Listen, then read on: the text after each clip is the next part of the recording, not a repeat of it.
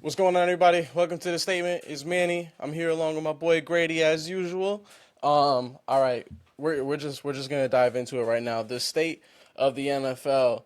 Let me go through the standings real quick, and let me go ahead and just get your thoughts and opinions on some of the records that the teams have, in their divisions. So, we'll start off AFC East. Dolphins right now are atop the AFC East. So in the standings, it goes Dolphins, Jets, Bills, Patriots. Dolphins are at 6-3. Jets are at 4-3. The Bills are at 5-4, and the Patriots are at 2-7. I know you ain't Yeah, happy about that. I know you ain't happy about dude, that one. never in a million years did I think that a Bill Belichick led team, I would be watching them, and I would have to go ahead and look at them at the bottom of the division at 2-7. It's just wild. I mean, look, again, you were blessed for what? 20 13, something 14, years. 15. You were blessed. All you guys knew was winning. So, I mean, Yeah, in my I lifetime, all I've known was winning. Because before Tom came, it was like a cycle of good season, good season, and then a lot of bad. Tom came and kind of changed New England history forever. Um, but what's surprising right now to me, the Jets are playing right now as we speak, but the Bills at 5-4, at third in the division. I said this earlier on the TikTok. I made a video about it because after the Bills just lost to the Bengals, I'm out here thinking to myself, like, is it wrong for me to think that the Bills are low key frauds and their hype is basically being extended off those playoff games that they had from a few years ago, like with the Chiefs and the Bengals, and how close those games were, and now that's kind of trickled in to them having all this hype. Like I low key think that they're frauds. They're 5-4 when they should be 7-2.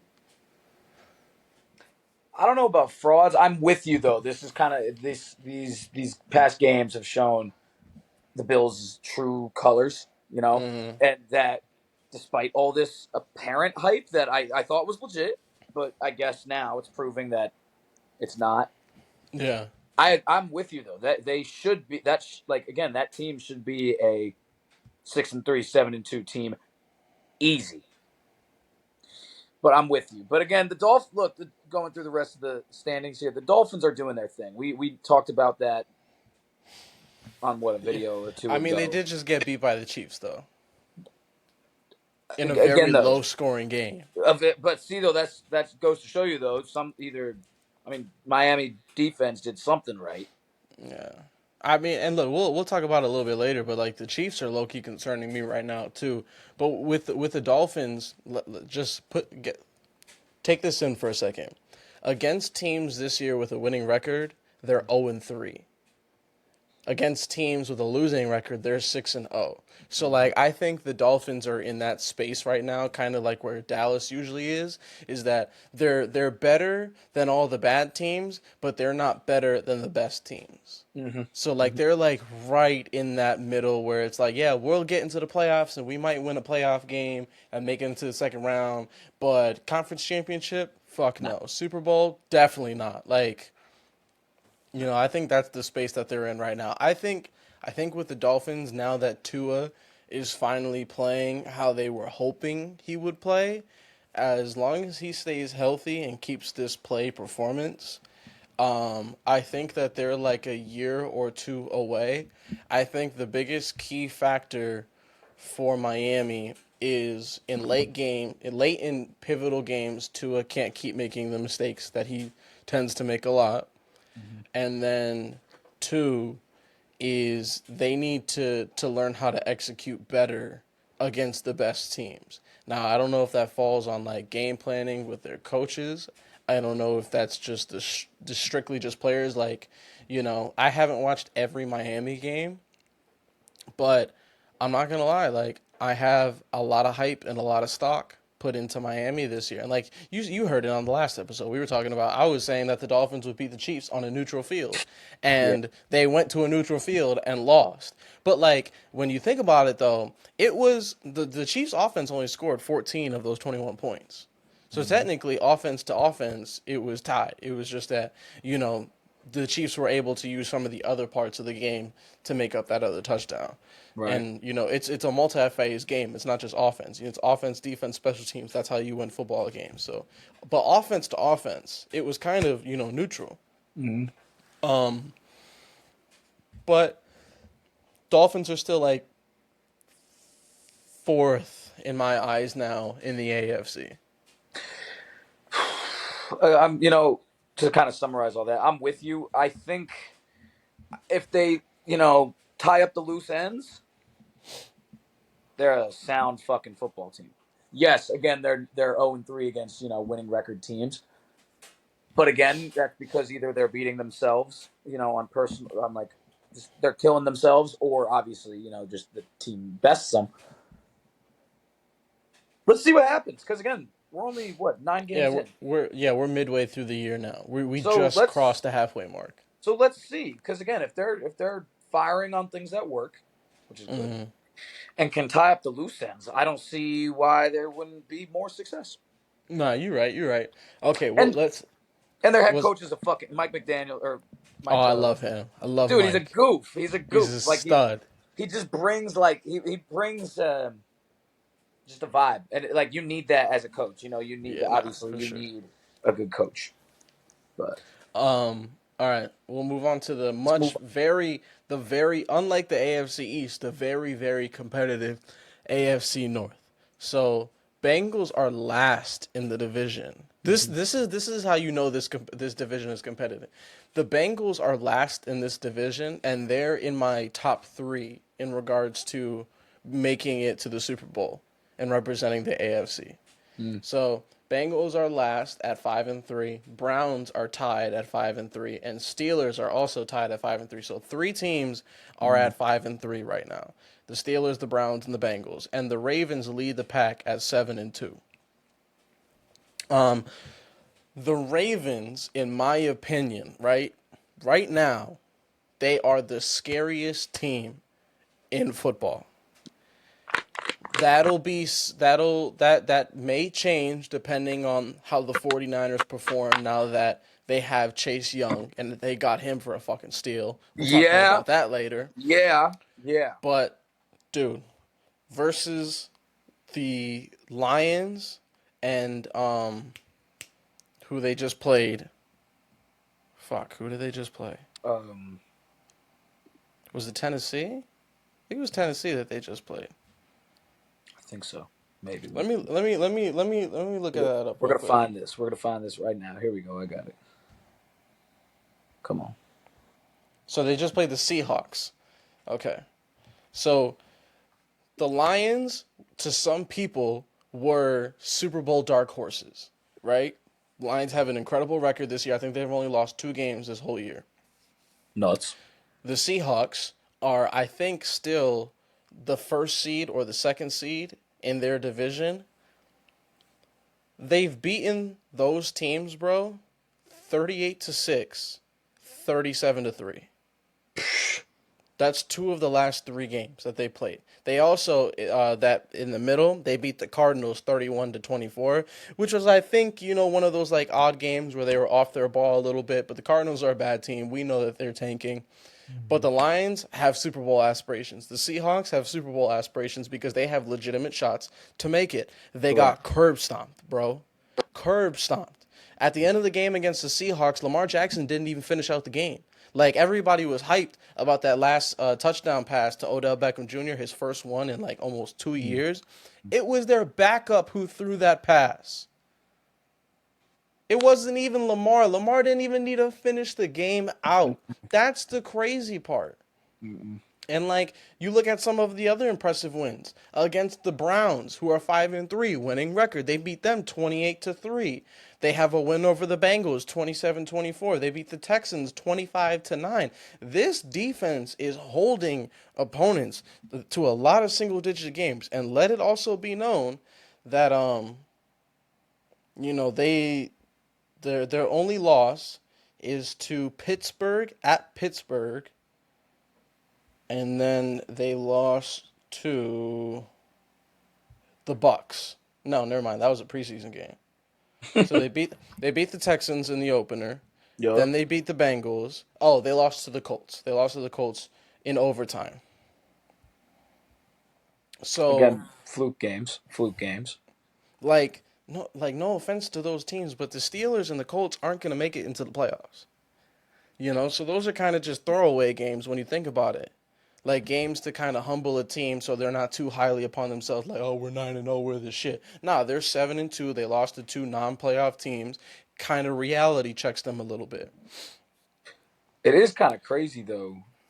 The Browns and the Steelers, because those are some of the. That's I'd say Browns are a top 5 defense, easy. Steelers Browns are are. a I'd say loaded roster. I'd say Steelers also have been doing that. That's why they're like winning. Because Nah, what the Kenny Pick, Steelers, dude? bro. What Kenny Pick? It's not like Kenny The Pickett's doing the Steelers job. are frauds, It's not bro. like look, I'm not rooting for him, but it's not like Kenny Pickett's doing the job because he's garbage. It's because their offensive coordinator, Matt Canada, is fucking garbage. He's absolutely atrocious. Mm-hmm. Look at like this offense, bro. This is why I know Mike Tomlin is a top 5 coach in the NFL because somehow he's riding this ship to 5-3, even though they should be like 2-6 right now. Yup. Easy. He has one of the worst offensive coordinators he's ever had as his tenure as a head coach right now, and somehow they're 5-3. Like you want to hear something crazy, bro?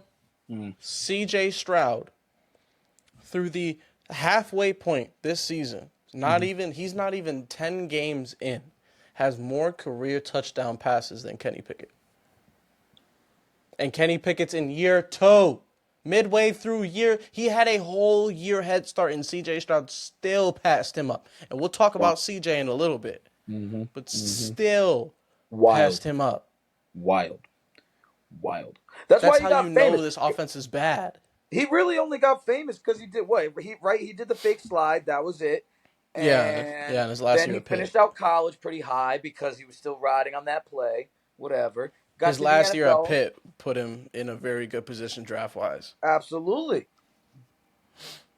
But Luckily, he got known for it. But like other than that, like what was before that? but now let's go ahead and think about this though. Even while those teams are all playing well, even somehow the Steelers, the Ravens, when you think about it, you have a Super Bowl winning head coach. Yep. You have a phenomenal defense. You have a former, I believe, unanimous MVP in Lamar Jackson. You have him now with a decent offensive line and arguably the best receiving core he has had up to this point Yes, in his career. I'd agree. Rashad Bateman's playing well. Odell Beckham is on a prove-it year. Mark Andrews is a top 3 tight end in football. You have Zay his name? Flowers, Yep. who hit their first round pick out of Boston College that everybody is very excited for, who has been playing decently well up to this point. Like you have now, outside of the running game because they lost J.K. Dobbins, but Lamar Jackson is like if you had any quarterback to supplement a loss in your running back It's core, him. Lamar Jackson would be the one you want because he could No give you doubt. 1,000 yards rushing, easy. Easy. He could give you 1,000 yards rushing in a season, Yup. especially now that they've added a game compared to years prior, where it was only 17 regular season games now compared to 18. Yep. But when you think about it, this is probably the scariest team in the NFL. What quarterback is harder to game plan for than Lamar Jackson? Patrick Mahomes is the only name I can think of. So is that, but like again, you know exactly what's coming because it'll just be crazy shit. Lamar, you literally have no idea what's coming. I think the part that makes it the craziest right now with Lamar Jackson is we've always known his running ability. We've always known how well he can extend plays, how well he can run through the pocket, and how well he can just run the football as if he was a running back. But bro, his arm is catching up to his legs. Like his completion percentage is one of the highest completion percentages in his career. The way that he's going ahead and throwing passes looks much better than when he started out in the NFL. It's kind of like that situation where I look at Lamar Jackson as like a Jalen Hurts plus. Because I promise you right now, if Lamar Jackson and Jalen Hurts switch teams, the Ravens would still be a playoff team. But Philly would be the unanimous MVP or the unanimous Super Bowl champions. They are not losing a game, and if they do, it'll be by fluke. I promise you. Oh, that'd be Behind that offensive yeah, line, behind that offensive line, with those weapons, the running back by committee, and that defense to protect you, I promise you, if Lamar was on that team, they are winning it, and Kansas City wouldn't even be able to hold a candle to him. But that's he's on the scary. Ravens, though, and the That's Ravens are still playing very well. mm, Lamar Jackson is a very well polished passer now. Is he the cream of the crop? No, but he is definitely top 32 in the world. I agree. Like there is not 32 quarterbacks on this planet who could throw a better pass than him. There's not. But there is not a single person on this planet who can run the ball better as a quarterback. Not a single quarterback in this league is a better runner than him. No, That not makes even him close. that makes him insanely scary. With a reliable defense, with a Super Bowl winning head coach who we all trust in, unlike other head coaches, Josh McDaniels, they're number one in their conference for a reason, or their division. But speaking of divisions, let's move to the next so we're not stuck too long. AFC South, kind of a wash division. I don't see any of these teams making big waves. Titans are last at 3-5. Colts are 4-5. Texans are 4-4, and the Jaguars are 6-2. Colts, the second that Anthony Richardson was done for the year, we kind of just chalked that season away for the Colts. It's okay though. Like this season, we weren't expecting anything anyways. But when you look at the rest of the division, what are your thoughts?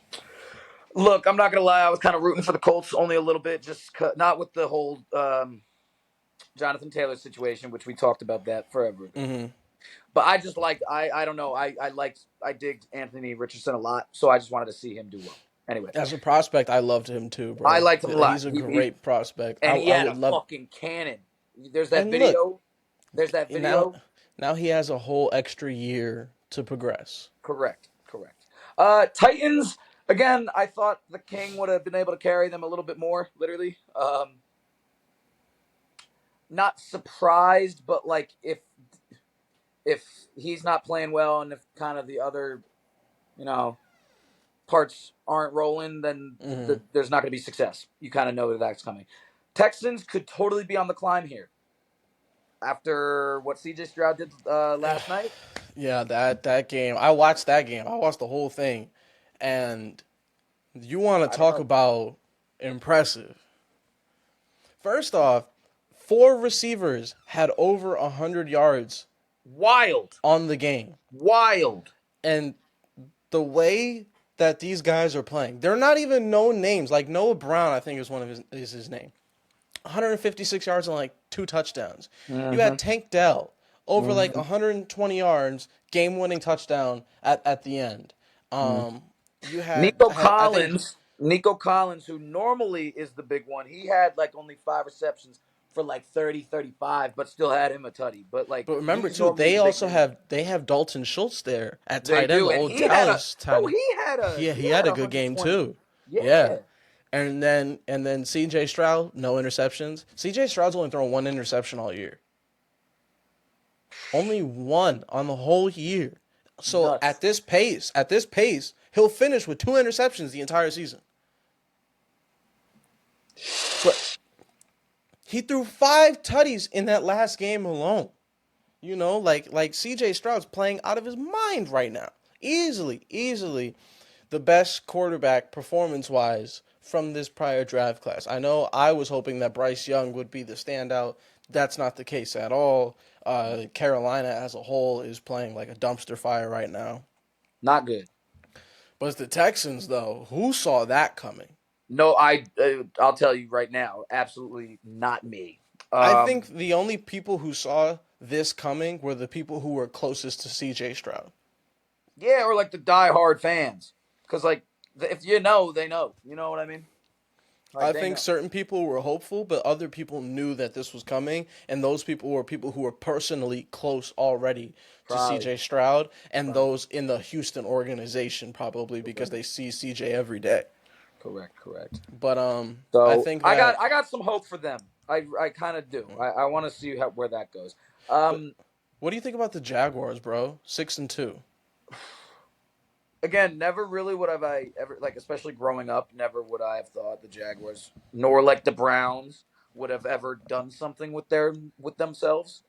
So like again, it's always surprising when I see Jacksonville doing well. But then again, like what within the past They did two, well with three, Blake Bortles. They two, they made it three, to the maybe AFC 4 years. title game.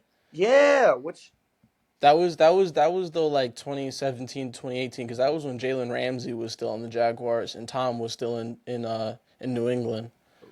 correct. But still, um, let's see. We'll see what happens. Look, Trevor Lawrence is really developing well in my eyes. This is the scary part about the AFC South. Let's just say that Will Levis, now that he's starting, actually starts to perform well over in Tennessee, right? Correct. That is four quarterbacks in that division that you would consider good QBs still on rookie deals. Every single team in that division has a quarterback on a rookie deal. Jaguars, Texans, Colts with Anthony Richardson, and now Correct. Will Levis in Tennessee. They're all still on rookie deals. That's a very young division. So So we could easily see in the next few years if those quarterbacks like Anthony and Will get their shit together and then CJ Stroud and Trevor Lawrence continue to play how they're playing, that's a division that in the future can get real scary. I agree. I agree. So time will tell with these ones. Yeah. See how these guys get seasoned. All right, AFC West time. You ready? I'm looking at them right now. All right, so we got the Broncos are 3-5. We got the Chargers at 3-4, the Raiders at 4-5, and then the Chiefs at 7-2. In my eyes, this is a one-team division. I don't see the Raiders, Chargers, or Broncos doing honestly anything. Somehow, I still can't believe the Broncos pulled a W against the Chiefs. I don't know how Kansas City let that happen. I didn't watch that game, but I just let me know what you think.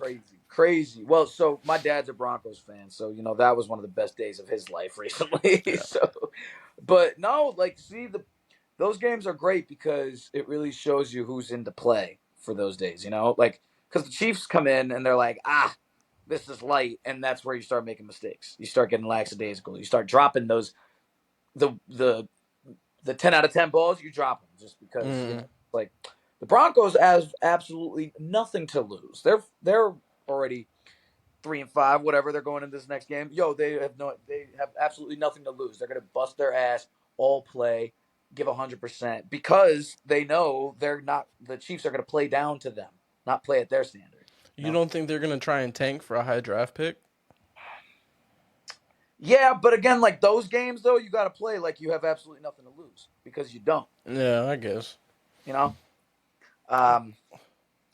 Anyway, very expected division, especially with all the craziness that's going on in Las Vegas right now. Yeah. So I think Speaking of Vegas, bro, what do you think about Josh McDaniels now getting fired from his second team within a 2-year span? well, I think teams are realizing it's not us, it's him. you know, Did you second did team you in 2 years, bro.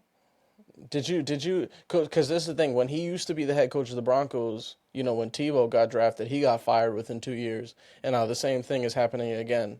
Yeah, a year and a half he made it before he got fired. I don't know. That's kind of that's a pattern. I think the craziest part is that Antonio Pierce walked into that franchise and immediately curb stomped the shit out of the Giants in his first game. Now, I don't know I know you watched the game because you're a Giants fan, but there was a report from Jay Glazer, works at Fox, and he was talking about like before Josh McDaniels got fired, that certain players from the roster went to Mark Davis, the owner of the Raiders, and kind of like said what they thought about Josh McDaniels, kind of airing out dirty laundry and shit. And then Josh McDaniels sat the whole team together. They had like a team meeting, and players were just ripping into him. Like they let him fucking have it. They were saying everything, probably calling him every name under the book. And then the funniest part, bro, is that he had Antonio Pierce, the now interim head coach, go up and try and speak to the players on behalf of the other coaches still there, including Josh McDaniels. So Antonio gets into his spiel. He's talking about grit, determination. He's talking about his year with the Giants when they won it all. And he's talking about how they went ahead and they beat the Patriots that Josh McDaniels was coaching at the time. The meeting concludes, and then Josh McDaniels goes to Antonio. And he's like, don't you ever talk about my Patriots like that. And then, of course, I guess that also made its way to Mark Davis, and then he got fired, including Nope. the GM, Dave Ziegler, whatever his last name Uh-huh. is. Yep. So it was coach and GM at the same time. Dude, Josh McDaniels as a head coach, in my eyes, he's a joke. Yeah. Like, he really is. As an offensive coordinator, very impressive resume. There's a reason why he had 2 head coaching opportunities. But he shit the bed in Denver as a coach. He was supposed to be the head coach of the Colts. Fucked them over on that. And then he went and took the Las Vegas job, got fired within 2 years. I think Terrible track record. he's one of those coaches where he's a great coordinator that's meant to stay at a coordinator. He's never Absolutely. meant to go above and beyond that. And it's just kind of funny, bro. Like, imagine so let me put you this. So your last few years playing college ball, right? Imagine how it would have been if you guys just totally lost all faith in your head coach and he totally lost the locker room. Imagine him trying to say anything to you in the season. Like, you guys are getting ready for a fucking game. You're going ahead. You're getting hype, and of course the head coach will goes ahead and he brings you in. Gathers the team together, be it in the locker room or in a part away from the field, and then he's trying to get y'all hyped up, and he's talking about motivation, blood, sweat, tears, this, that, and the third. And it's like you're just going ahead and hearing everything he says, and you're just bullshit, bullshit, bullshit. Like, you can't even believe a single word. Imagine like trying to go, and they're 4-5 right now. So it's not like they're totally out of the playoff race. Right. So No, it's kind of just like, it's kind of a good thing that he got fired, bro. Because how would you be trying to listen to him knowing he's a fraud? look, as a player, kind of as you mentioned, like, yeah, no, you can't listen. If you don't trust your head coach, you're not going to be a sound football team, because you got to be sound 100% on everything, down to the finest detail. And your coach not being able to talk to your players and get to them, how the fuck are you going to win football games? You're not. So the fact that they even made it this far is kind of surprising. Yeah. Um, I think it was smart to finally get rid of him, because unfortunately Antonio Pierce did a exceptional job on yesterday, 2 days, whatever. He's been that way though. Like, a lot of people forget that, he's had some coaching experience even on the high school level. He used to be the head coach at Long Beach Poly, and I think they had one game where they beat a team like 99-9 or something like that. Some ridiculous. That's OD. That's OD. Yeah. But he did a good job. But no, again, that decision was smart. I think, again, this could, if they pick up and if they keep Antonio Pierce, who the hell knows what could happen there. But again, I think I think he has a real good shot of keeping the job if the Raiders win a few more games and they end at like above 500 or around 500, because they had this happen to them before when they fired John Gruden. They hired the interim head coach. He stayed for like 7 or 8 games. They played really well, and then they didn't keep him, and they hired Josh McDaniels. I think now is one of those times, dude, where you go ahead and at the end of the year, you look at the evidence presented to you, which is how do the Raiders play out the rest of the season. You talk to the players, you hear what they think, and you really go ahead and give Antonio Pierce a shot to keep this job.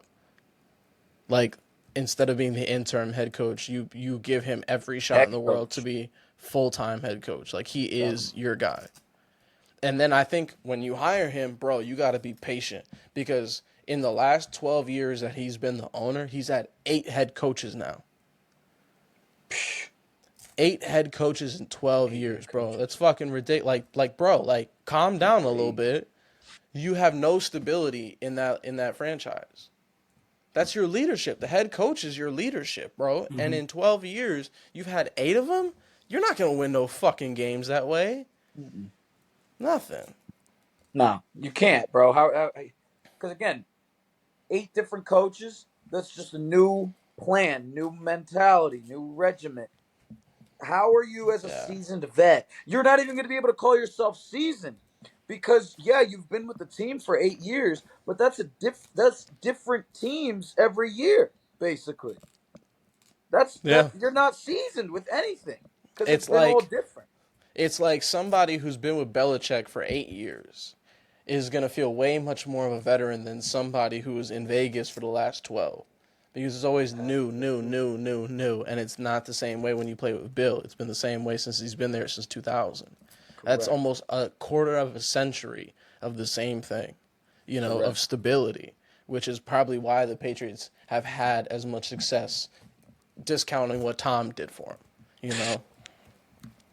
But moving on to the next division, probably one of the most top-heavy divisions in football, the NFC East.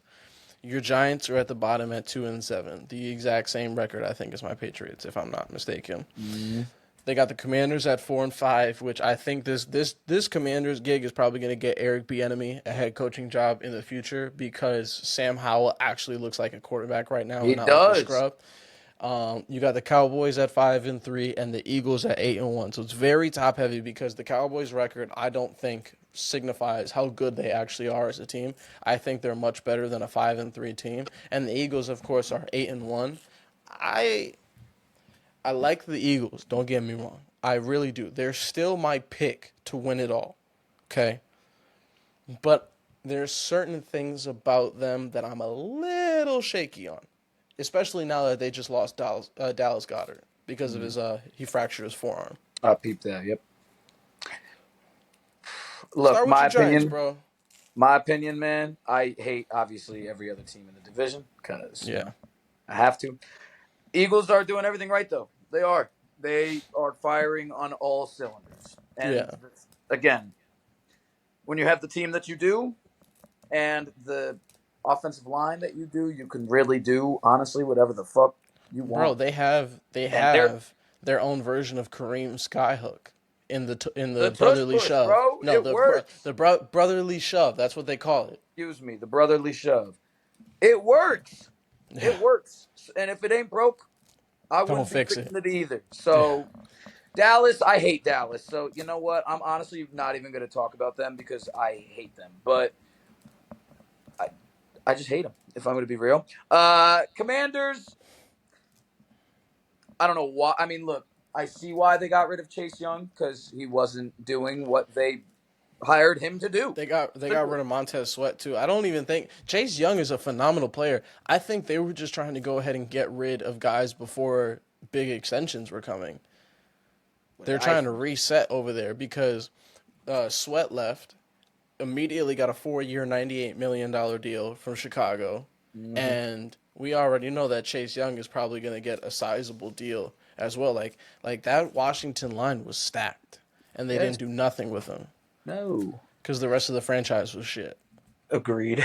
And then take them to my boys, and I understand now we're just tanking. So moving on. Yeah, it's full take now, bro. Because So moving on. Yeah. I think your only healthy quarterback is Tommy DeVito. Tommy DeVito, how you doing? But as we saw in the past, He had a game with -1 passing yards. I know, cuz as we could see, unfortunately, my man Tommy is struggling at throwing the ball here, but We can see why he was the third stringer. here we are. Yeah, Tommy. How Anyway, you the doing? NFC North. Okay, NFC North. Bears are last at 2-7. Packers are 3-5. Vikings are 5-4. Lions are 6-2. Look, this division is also very. This is the Lions' division to lose because Vikings just lost Kirk Cousins. Yes, Josh Dobbs performed a miracle yesterday. I don't see that happening in the future. The Packers are shit, 3-5. Jordan Love's not that guy, and the Bears are 2-7. Justin Fields is out, even though they just traded for Montez Sweat from Washington to try and help solidify that defensive line a little bit. The Bears are still 2-7, are basically as good as done in regards to playoff contention, so they might as well just tank. That way they can go ahead and have a top five pick, which they probably will end up getting. Especially since they traded away their number one overall pick last year to Carolina. So they have Carolina's pick this year. So if they do bad and Carolina continues to do bad, there is a genuine shot that they could have the number 1 and 2 overall pick this year in the That would be draft. crazy. That would be crazy. I already know the direction that they're going to go in if that happens. And it's going to be one of two things. Either they're just going to say, fuck Justin Fields, and they're drafting Caleb Williams 1, Marvin Harrison Jr. 2, or they're going to go ahead and trade the number 1 pick away, fall somewhere back into the top 5 or the top 10, keep that second overall pick, right? Second overall pick, they're still going to draft Marvin Harrison Jr., and then with that the second first round pick that they'll have is probably going to end up landing them with like another offensive lineman or something. Mm-hmm. And then, of course, whatever extra draft capital they get for trading the number 1 overall pick again, you know. The Bears, I think, if they end up, this is what the Bears should do, in my opinion. I think the Bears should keep Justin Fields. If you get the number 1 pick, trade it away and fall back into the top 5. Worst case, top 10. So you'll have 2 top 10 picks in next year's draft. With your second overall pick, you 100%, 110% draft Marvin Harrison Jr. And then what else do you do? Since you went in free agency for a defensive lineman, now you go into the draft for an offensive lineman. You help protect your star QB a little bit longer. If you don't want to do that, you draft Caleb Williams, you trade away Justin Fields, and then it's Caleb, Marvin Harrison, and then you figure out what other magic you can work to improve that offensive line. Because I'm going to tell you right now, Caleb Williams can only do so much more behind that offensive line than Justin Fields could. Because we can argue that Justin Fields is a better running quarterback than Caleb Williams. Like, just strictly running the football, it's like pretty neck and neck. I would say that Justin is probably a little bit better because I know he's faster easily. Agreed. Yeah, you got to go ahead and you gotta protect him and you got to give him some help. And I think that Justin Fields is a top QB in this league if he has the help. I think it's also just a curse in Chicago that just no QB plays well there. I'm with you. That division's again self-explanatory. We knew the Bears were going to be wishy-washy on the Bears. Da Bears. Packers. Jordan Love's ass. Minnesota's obviously a heartbreak. You know, everybody's who doesn't like Kirk Cousins because he's just like a savage. I mean, bump started as soon as Jettis went down. You know. Yeah, once he got hurt, it wasn't the same. And then it is the Lions division to lose. So really, all the ball is in their court, and we'll see. We'll see if this can last. Because again, like we were talking about last video with Miami, you know, is it just like, hey, the first half of the season, everything, you know, the balls are just moving correctly, or like, do these guys actually know what they're doing? Yeah. So I'm excited to see what they got. Yeah, me too. We'll now, see. Interesting to move to the NFC South here, which is kind of just overall the shittiest division. Yeah, that's a very good assumption. I would definitely agree. Panthers at 1-7, Buccaneers at 3-5, Atlanta at 4-5, and ding ding ding, New Orleans up at 5-4. Dude, Atlanta is the most confusing fucking franchise to me. It it is. You draft 3 offensive weapons in the top 10, right? You got Drake London, you got Kyle Pitts, and you got Bijan Robinson. They don't use any of them. They're not using. Yo, Jonnu Smith, the old Titans and Patriots tight end, has more. It has higher stats than Kyle Pitts. In regards to talent, Kyle Pitts is 5 times better than Jonnu Smith. Yet for Absolutely. some reason, they're not going to their premier targets. They're going to the as Steve Smith would call them, the Jags. Just another guy. Bijan's, I think he got like 11 carries in the last game. Drake London's not getting the targets that he should be getting. They just went ahead and benched Desmond Ridder for Taylor Heineke. But it's just like, bro, what the fuck are they doing in Atlanta? That's another team who should fire their head coach. He's gone at the end of the year. I don't care what their record is. He is gone because if they even dare go 9-8 or 8-9, imagine with a competent head coach what they're gonna do over in Atlanta. They'll be Right. scary again. Right. Of course, you got to get the quarterback position figured out. So if I'm Atlanta is in a real situation that, hey, like, it might make sense for us to tank, look at the offensive weapons that we have, and look at the quarterbacks in next year's draft. There's a lot of QBs next year. They're another team, bro, that I would say to look out for trading up for the first overall pick. We'll see what happens. They are a team, my guy, that I think is a quarterback away from being a playoff team. You shore up that defense a little bit and you get them a good QB with a lot of the offensive weapons that they have right now, I could see them being a playoff team. I mean, that's if they come around to figure out how to use them. That's why they got to get rid of their fucking head coach to give another signal caller in there to call plays. Wow. Now to the most confusing division in football, which used to be the best division in football for a little bit, but now is kind of confusing. You have the Cardinals at 1-8. Yeesh. You have the Rams at 3-6, the Seahawks at 5-3, and the Niners at 5-3. Now the Cardinals are starting Kyler Murray coming up this next week, week 10. He's set to start. Matthew Stafford is still having problems with injuries. The Seahawks just got shit stomped by the Ravens, and the Niners have quarterback concerns. Yeah. That division, I don't see them making any real noise. But I think the 49ers are interesting because the 49ers are out here playing Madden while the rest of the NFL is playing real life. They somehow just got Chase Young for a steal. What was it? I think it was just a second round pick. I think it was a third round pick. No, it was just a second, I think. Was it a second? I think it was just a second round, like a straight up for a second round pick. I think you're right. And I remember where I was. I was at the gym and I was looking at that on the TV. And I was screaming at my friend. I was like, dude, the Niners just bought him for peanuts. Peanuts. Like, look, yeah, he was underperforming at in Washington.